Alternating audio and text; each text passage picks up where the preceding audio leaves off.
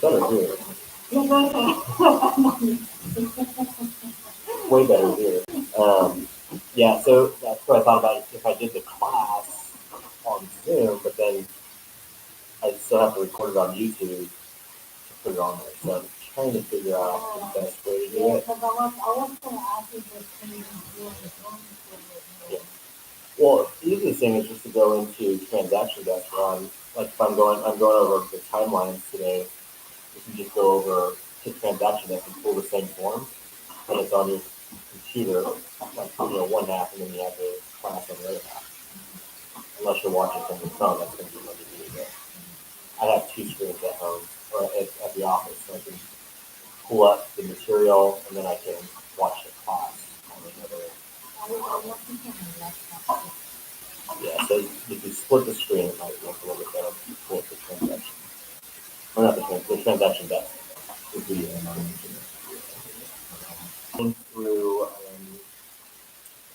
timelines on the purchase one. So how to basically take it from the contract position to the end and the easiest route to do that. I need to open one more screen. I think I'm live. So whoever's watching, just type your questions in and I'll check every now and then on the right side of the screen there. Just check. I don't answer any questions. Alright, so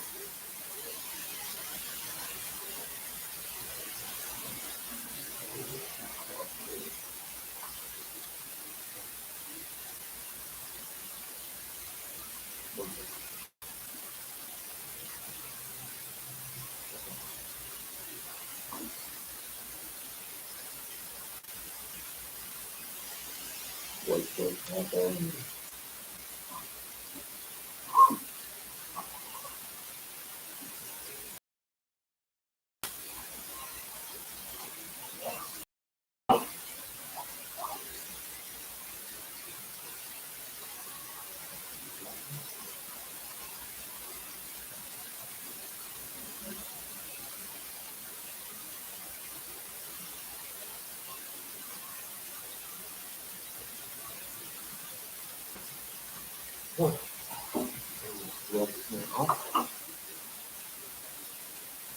All right, first things first, everybody grab that acceleration clause statement. Okay, so this was brought to my attention last week, so we have the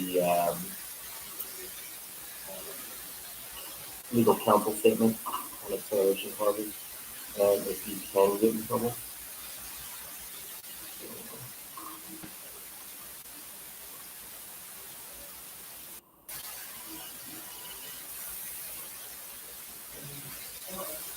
I guess so.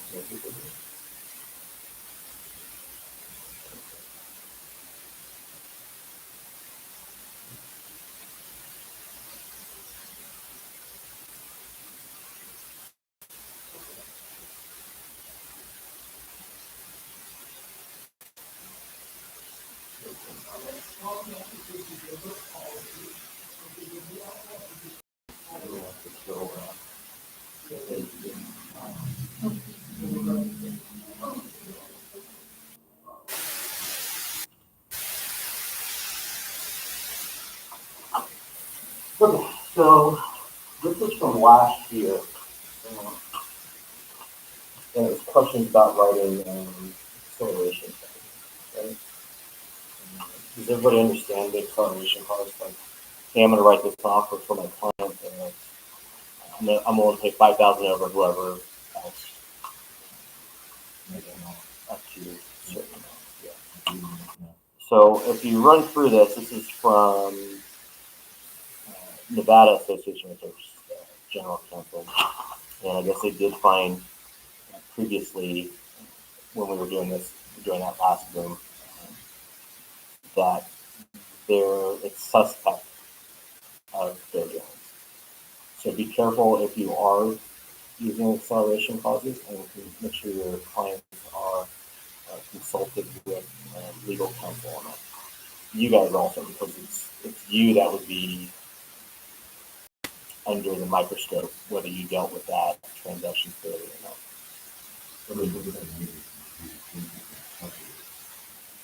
Right. Both of you. That's why we're just warning on it. Like, hey, what are you? When I get on a listing, I just say, well, what are you offering? I see it's up to. Are you offering 300,000, or and then just try to get those clarified, so that you have a way to present it. Because now you have 3 offers, and they're one's accelerating, but they only offered 275 with a $5,000 acceleration. Is that fair to somebody that offers a 285? So hey, this is or the 295. So was it fair that you accepted that one with the acceleration clause? So that's where it's a little sticky. Same with if you're the listing agent and the buyer agent. Exactly. Yeah. This is where we're at. This is going to be the highest you want to go above. This, I received this offer, and that's the fair deal that they're talking about. Well, this is agent insurance going from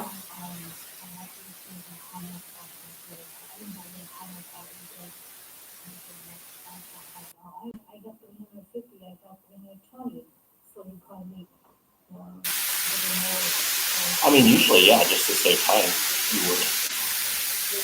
If I had 10 offers on a property and it was listed for 310 and my highest one's 325, hey, to save time, look, we're at 325 right now. So if you can go up to that, make it the cleanest offer. That's fair dealings with the other agents. The most suspect is when you're the listing agent and you're the buyer agent, and are you dealing fairly for that seller by trying to control that aspect of the sale? And when you do write these acceleration clauses, that's where it can be suspect. I'm not saying you're going to violate your duties, but it will go under a microscope. So just be careful if you are using it, and to seek counsel if you are using it. I understand that, like, what's wrong on the buyer side with the acceleration? Like, I understand if you're on the listing side, and as long as the office is all, everybody's really not going down, so that, whatever. But what's wrong with it on the buyer? It's taking an unfair advantage over on your offer versus everybody else's offer. So if everybody else isn't using an acceleration clause, but you are using an acceleration clause, are you dealing fairly with that seller party? Does that make sense? I mean, so how can you make it fair? Is there a way to make it fair or not? Well, if you're gonna put an acceleration clause, but I'm up to 300,000, why don't you just go to that 300,000? That's fair, right?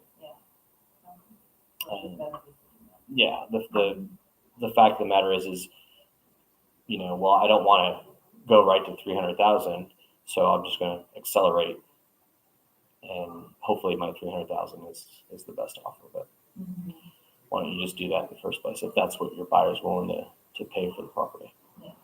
So that's why I don't understand. I mean, why would you write it that way if your buyer's willing to pay 300? If you read this, if your buyer's willing to pay 300,000, why would you put the start at 250 with a 5,000 acceleration clause? It's not an auction status where you can just hold your paddle up every time it goes up. If it is, then you kind of already have a built-in acceleration clause, because now it's auction. You can just, hey, I'll do it, and you can do it auction wise. But that's just saying that you can be put under the microscope for dealing fairly. And I would say if one person complained, yeah, the commission's going to investigate that. So anything that goes to the division is 100% investigated. It can be like somebody upset with somebody, but it's always going to appear on my desk, whether nothing happened or something happened. So they're just saying, can happen, and that one will more than likely go in front of the commission.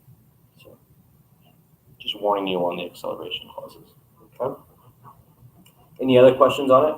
I'd like to have discussions on it if anybody's out there using it.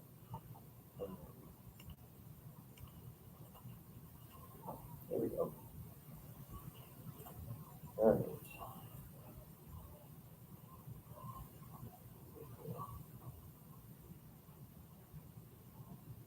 So it's not.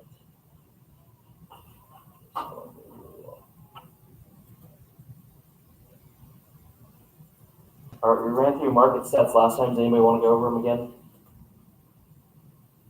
Or does everybody know where we're kind of headed? Oh, you know what I saw today? I saw a bigger notice of default list today. I'm used to seeing like one or two. There were 7 on that NOD list from Friday, the notice of default. So, if anybody else is watching that, 7 is insignificant, but I think it's still like 25 a day. Or a lot. So we're entering fall, so we'll start seeing the inventory go up.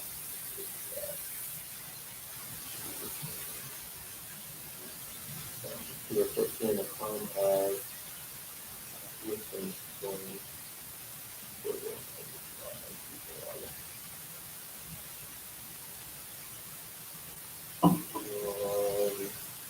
Most quite so low. That's where it's at 1 point.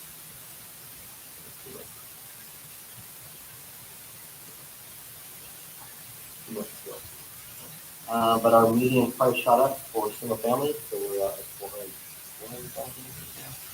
So we'll probably see beginning of the year FHA loan limits probably go up a little bit, $2. I think it's at 356 right now, or 357. But our median single family is at 405, so they'll probably bring it somewhere in between that. But they only do it once a year. We shall see what happens. So the FHA buyers can buy more. Is there any difference on FHA and why they can buy more?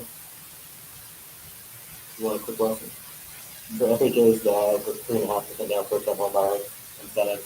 But the other reason they can buy more is they can, your debt to income ratio can be as high as like 52%, I believe. 51 or 52, yeah.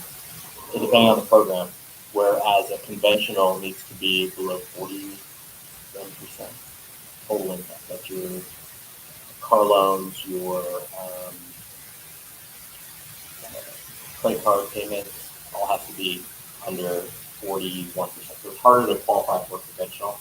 That's why a lot of people go to that FHA, just because it's certain student debt, medical debt, credit card debt, car loan debt,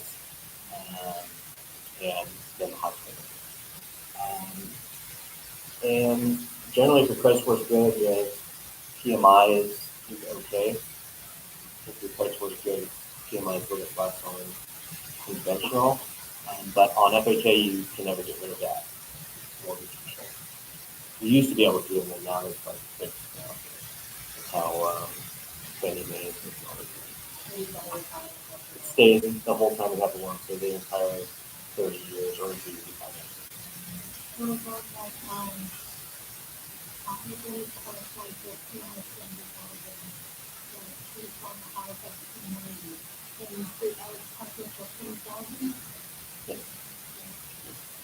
Whatever the loan, talk to the lender about it. I always push down the other, say, okay, hey, you're qualified for this, and then you go out and you can't find anything for this, so you go back to the lender and say, what can I actually get you? And start pushing those loans. So, last week we went over back agent. So there is a checklist on it. So once you sync your property base, which is a back office, with your calendar, you can go in and add everything that you need to in your checklist. Okay. So this form, I don't know if you've seen it. Nobody requires it, but it's been in our toolbox since 2017. This one's okay. They'll probably revise it again because I think it needs the loan conditions on it. But if you take this form, after you get a contract, open escrow, just slap it on top of your folder, then you can just check the dates and follow. If you like that handheld folder, if you like the digital, that property base has it where you can put that whole checklist in, and then it'll just populate in the email the calendar so you know what's going on there. But this one runs through your residential purchase. So it gives a pretty clear statement on it. So we'll start with number one up there. So this is after day 0. So this is the start date. You finally got the seller to accept your offer, and now you're giving everybody their copies, and you're doing the CC email to escrow, loan officer, and all that, so everybody gets copies of it working, right? So that's your start date.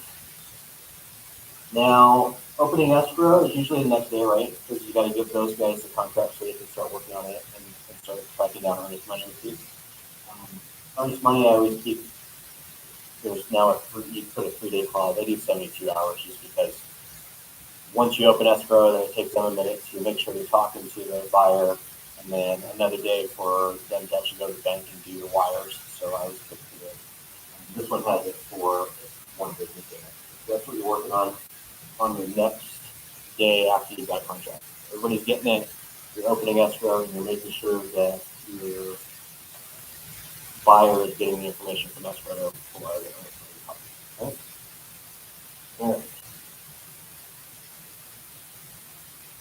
2, this also covers if you're a listing agent. So day 2, you want to make sure that for the contract, it says all utilities will be active, right? Because you can't schedule your inspection.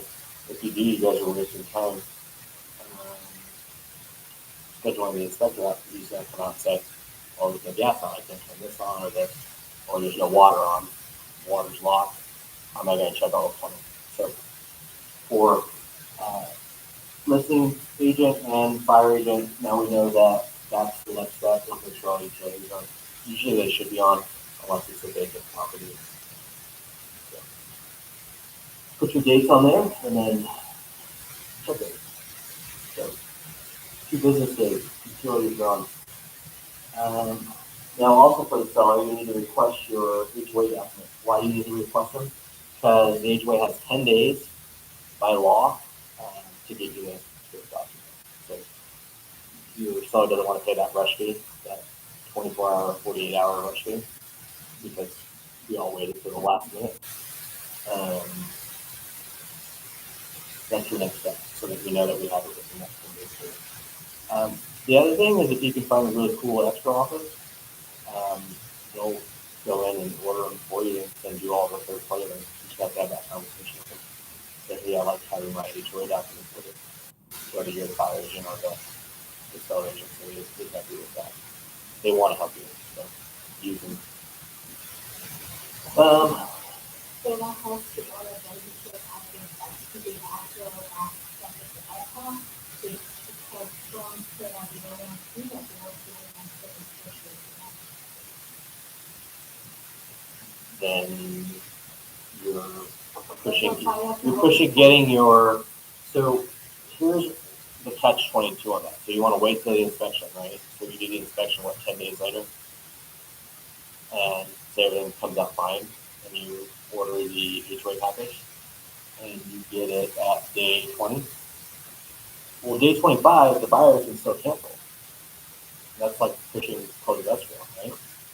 So when you rather knock out all your disclosures in the front. Yeah, Then you still have the HOA document. So the only.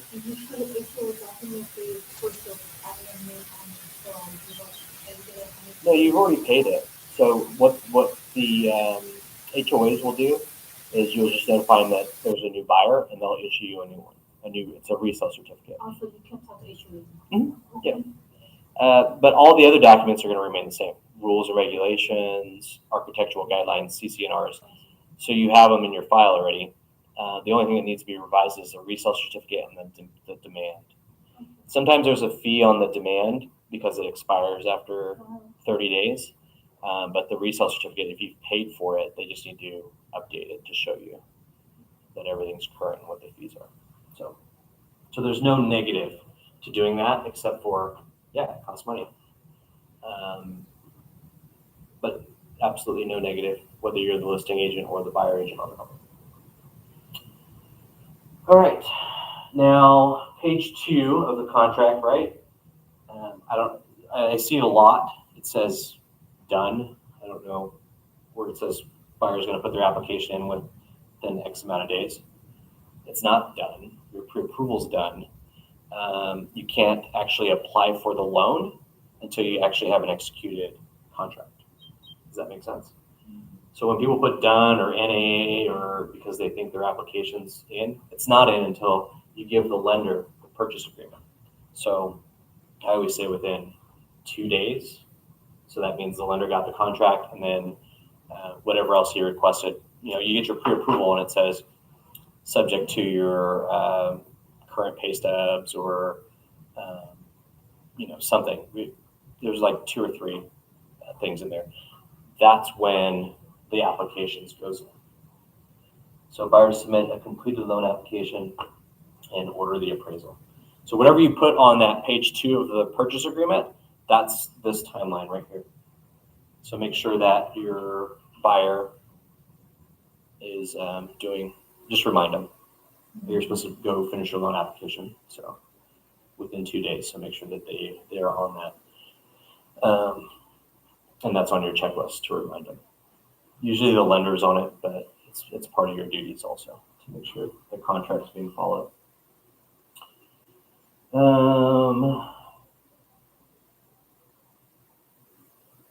guess it isn't here. So you can, on this one, so your appraisal contingency. Did we skip the inspection? Hold on. There's no home inspection. They don't have that on here, huh? It's on here.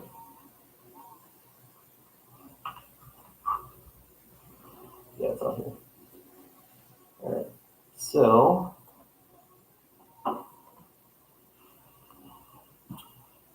now that the application's in, then you have to put your reminder in your calendar for your appraisal. So this one, reminder of section 2B, this is following the date of acceptance. So reiterate when your application goes into the lender, hey, this appraisal's due by such and such date. I like to give them 3 weeks. I always put 21 days. Nobody ever has any issues with that because sometimes it can take longer. You put 25? Yeah. I put 21 because I want the loan contingency finished the week after the appraisal is done. And that gives us a week if the appraisal doesn't come in. And then on the loan contingency, I put 28 days. Because after the appraisal's done and everything's good and the final conditions are there, it takes 3 to 5 days for the underwriter to finally sign off and get loan docs. Some lender they take forever to order the appraisal.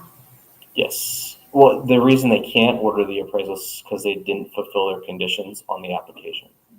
So that's why that's probably at the very top here. Submit your complete loan application. That's why I said when people put done, it's not done.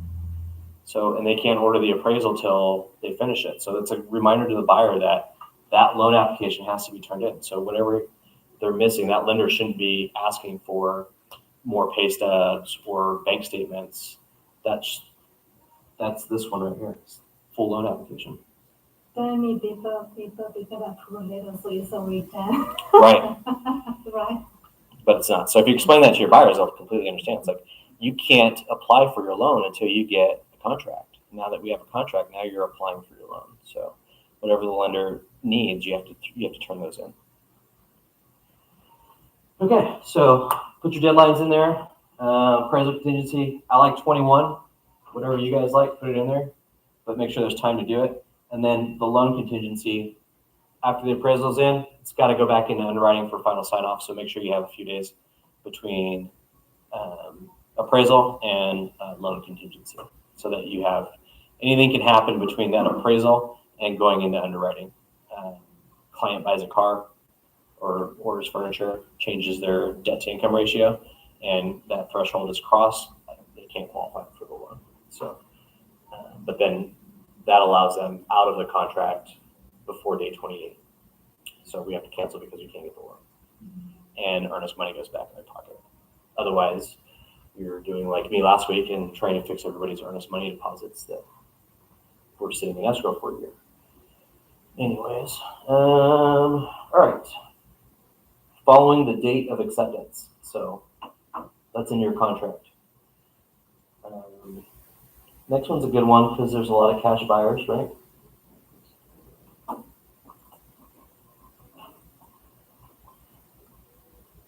Any questions on deadlines for loan and appraisal and addressing them at the start of your purchase? So for loan contingency, you go what, 20? I do a week after. Yeah. Just because if you get that appraisal in on Wednesday and, it gets signed off, there's no conditions, the lender will probably turn it in Thursday or Friday, and then the underwriter won't even look at that file till Monday or Tuesday, right? So that's why I say a week, just because you never know. And then with holidays too. So most lenders understand that contract, but I always reiterate the dates to the lender. I got 21 days for this, I got 28 days for this, so that they understand also. Because that's always like that last minute, where are my loan docs? That's probably my famous last words, right, to a lender. Where are my loan docs? All right, this one, cash transaction. So on section 2D, there's an allotment for proving the amount of cash that's ready.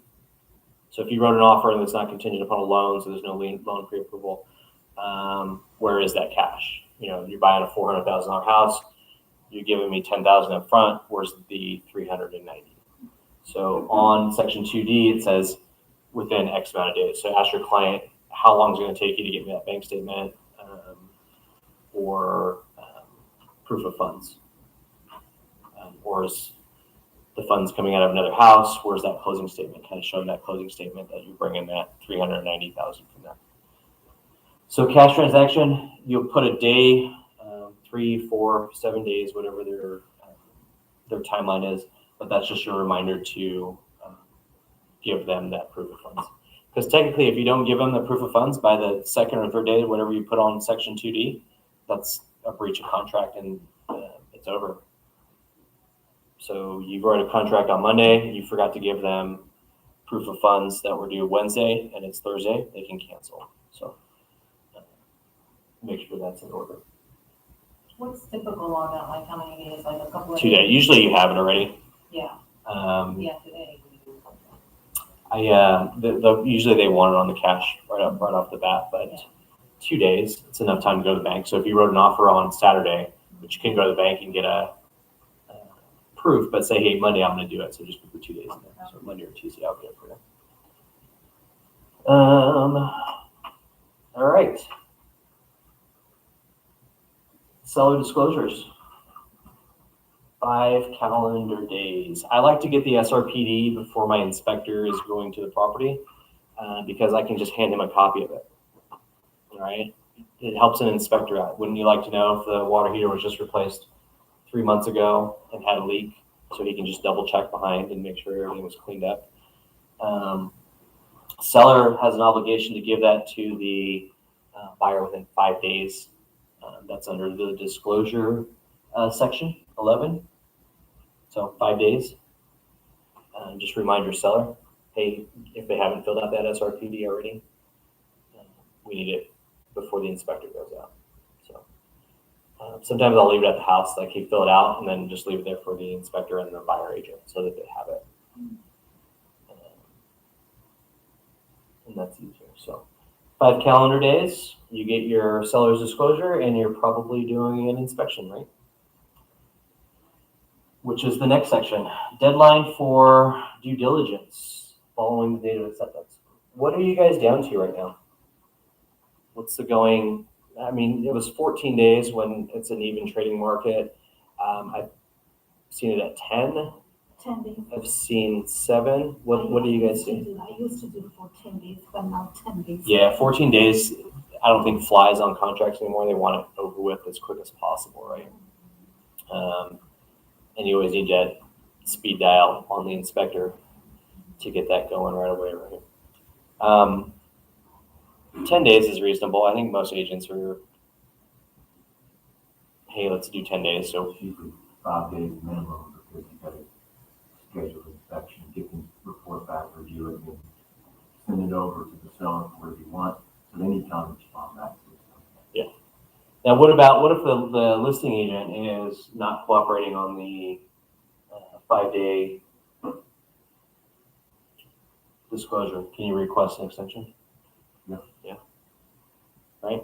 So if you don't get that seller's disclosure, it's like, hey, is it coming? Is it coming? I want to get this inspection done. Well, probably send an addendum over extending that due diligence. Like, we're just waiting on seller disclosure, and I'll schedule it.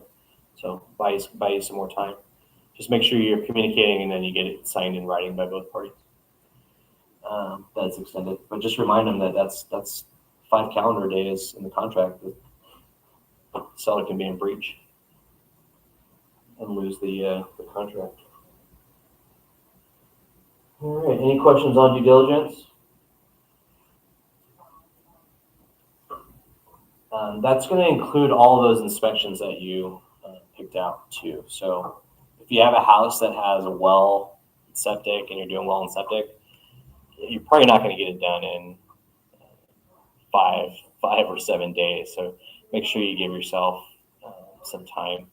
Most agents will understand that because getting septic out to find the lid, lift it, do their inspections can take a while. So keep in mind, whatever inspections you're doing, if you need termite and pest for the VA, or it's built before 1978 and you want to give them the opportunity to check the paint in the wall, or I don't know if people still do that, but they might want to take a sample to a lab, so you might want to put certain days on that.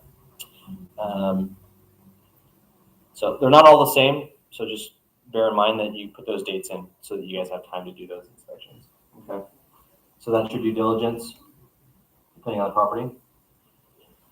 And then next would be your title report. Who goes through the title report with the buyer? How many of you guys look at your title report? I look at it, but it's really confusing. Some of it I don't, most of it I don't understand. Yeah. Do you want me to bring an escrow officer in and just run through, or a title officer? Okay, because it helps a lot to know, what the CC&Rs, what the easements are. Yeah, the last one I had a ton of easements, and I'm like, is that Usually just it's like every utilities. time they go, every time they go, they have to do an easement. There was like a ton of them on there. I'm like, Power line easement, power easements, sewer easements. yeah, it was a lot. But you're looking for red flags for the most part. Additional loans that should have been paid off or that weren't. So you just flag them and just say, hey, did you guys see this? I sent it to my client, said, hey, I just got all these in today, which is your opening escrow, your title report, and the statement of information. So I always say, hey, look these over. I'm going to go over the title report tomorrow, so I'll call you the next day to run through it, see if you have any questions on it. So, and then if you have questions, you just call the escrow officer. Hey, we saw number 10, number 12. Are you guys removing those at close? And they'll usually have something going on. But I can do, I think we did that before, title, run through chain of title and the title report. But I'll see if I can bring somebody in on Monday and do how to read a title report. So That'll help you guys a lot. Thank you. So 10 days of opening escrow, they have to provide the buyer with the title report, right? And then you get X amount of days. I think it's 5 days, just like the CIC. To object to anything on the title report.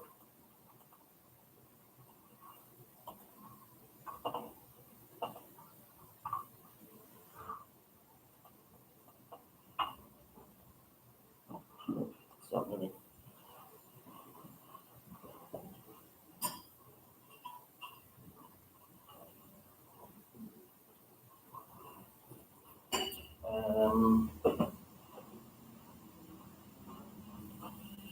All right, we're at title report. So 10 business days.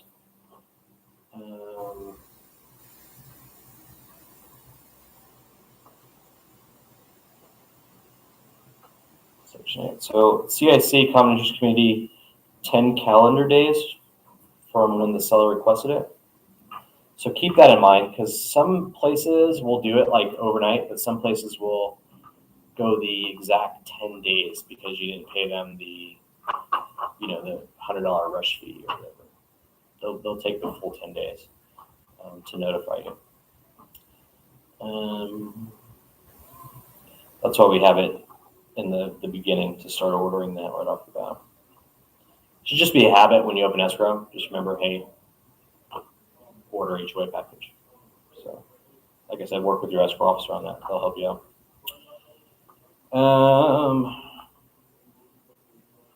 And the next one is the reason why, because they have 5 days from the date that they receive it to cancel.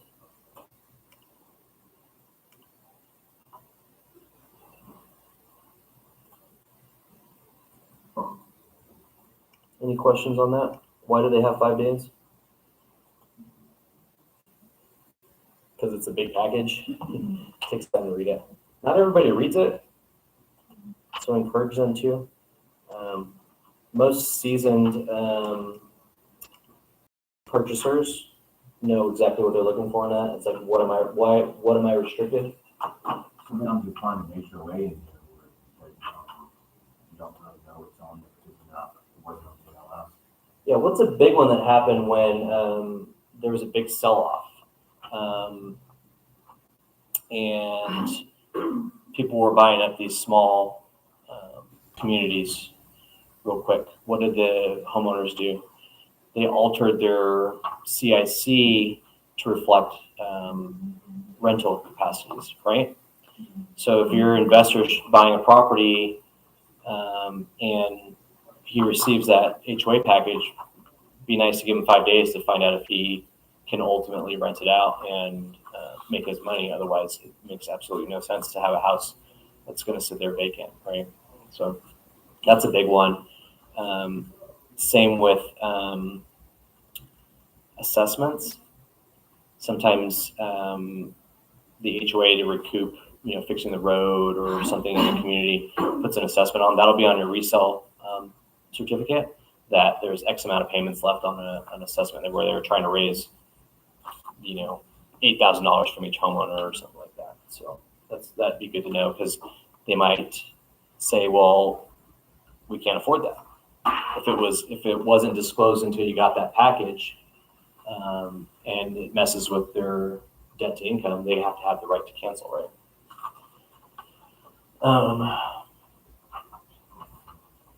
So these are good dates to make sure you have in your calendar once you open an escrow. Again, it's all on the property base, so if you put the dates in, it'll just populate in your calendar for you. Or take this, put it right on top of the file, and just follow it all the way down from the top.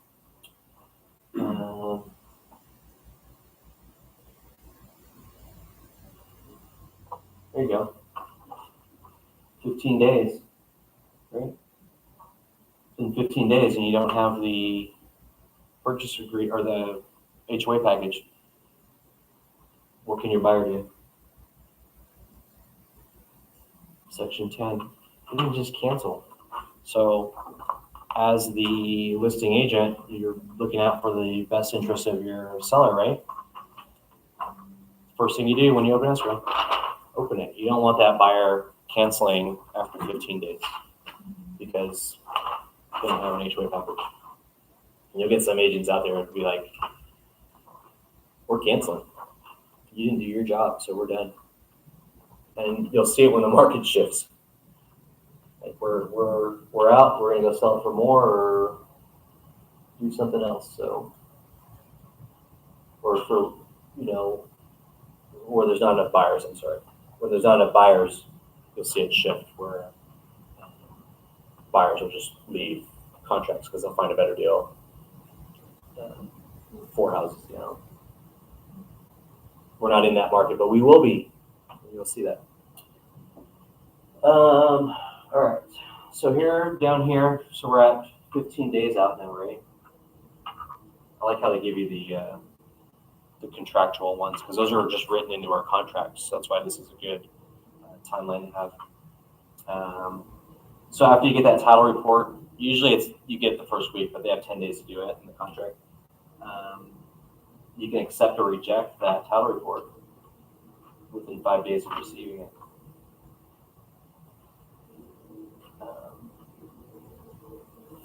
And in turn, the seller will have 5 days to address anything. If it's trusts or corporations or things of that nature, that's probably stuff that they're going to address. Your tax assessments are on the title report. So if it was an investment property and you know that those taxes are high, you can object to the taxes. Let's see. Because a lot of people don't pay attention to their title reports. 5 days after. All right. So walkthrough. What do you guys put in for the walkthrough before closing? 2 days, 3 days? 3 days. Yeah, 2 days. So that way you have time to go to the property, make sure it's not broken from the last time you guys were there at the home inspection. 3 days, enough time. Some people like to do it the day before they sign. Some people like to do it the day they sign, depending on what their schedule is.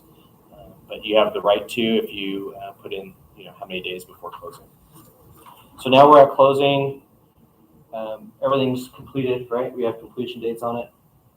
And then now we're just closing escrow. So this is good if you want a timeline. Put it on your Do the sellers leave the utilities on all the way from like inspection to walkthrough? Yeah, it'd probably be good to put a reminder, like, right before walkthrough, to remind we have that in the checklist to remind buyers to switch utilities. Yeah, just because they'll just shut it off at closing, and sometimes there's a setup fee, and it's just easier if we just switch it to the buyer's name. So The sellers don't have a problem with that either.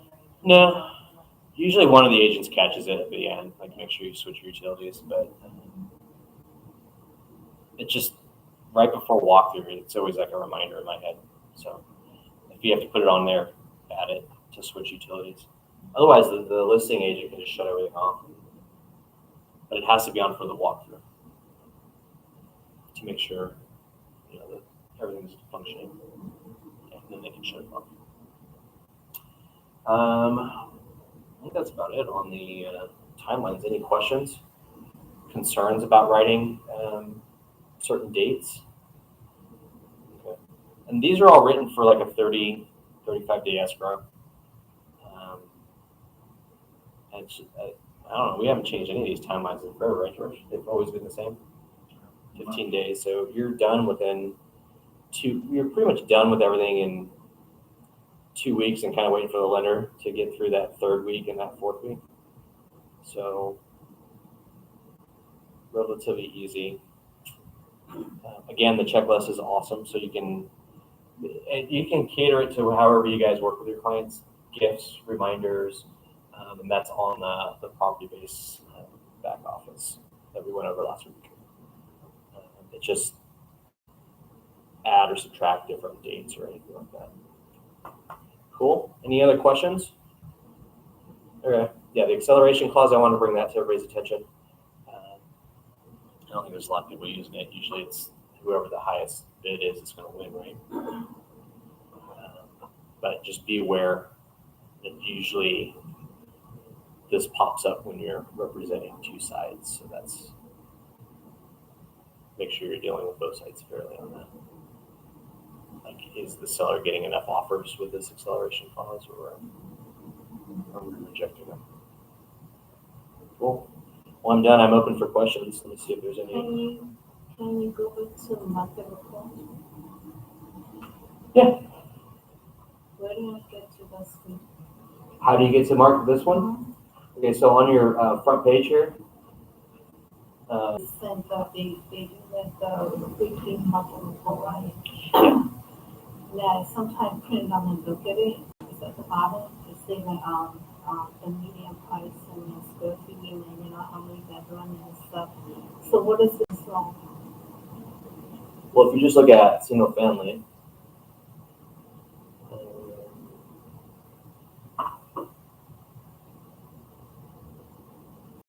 sales price, it's gone to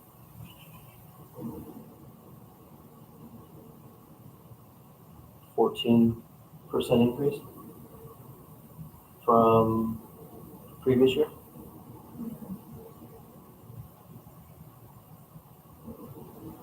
You're talking about what the No, I'm talking about like day on market and then new, used. I don't know if we have it here. well, you can play with this and customize it any way you want to, just by picking and choosing. Now, new construction is only going to pop up on this one if it's listed in the MLS. So it's not going to give you the, just because it's MLS based.